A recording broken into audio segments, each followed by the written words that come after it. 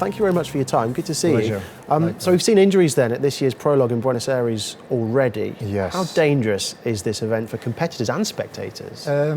Well, it is a dangerous rally. I mean, we have to be honest about it. But the organization takes a lot of measures to ensure the safety of the competitors and all the spectators.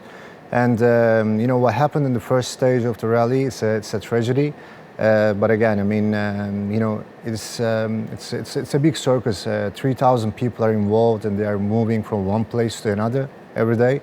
So you know, with the involvement of the spectators, something is going to happen for sure. But this one, you know, on a special stage, it's a prologue. On the first day, it's a little bit of a tragedy, really. Okay. Just explain to us how grueling it is for competitors and what exactly attracts people like you to take part.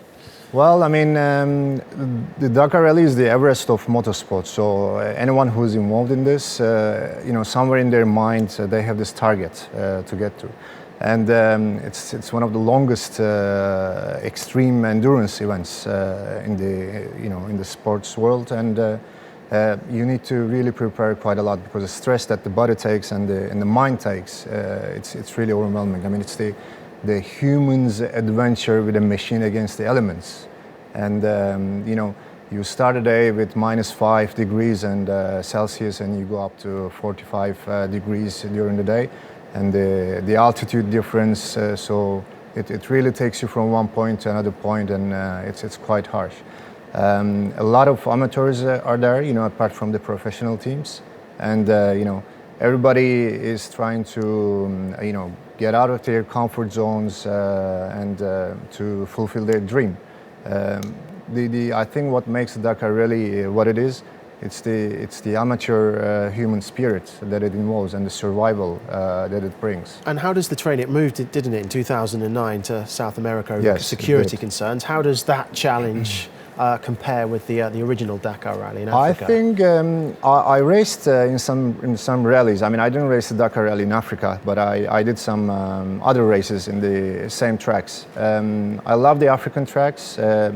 What happened with the movement to South America is that you know, the spectator factor came into Dakar, because before in Africa.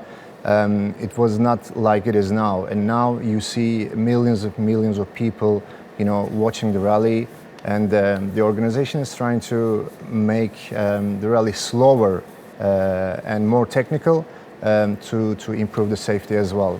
They also limited on the motorbikes.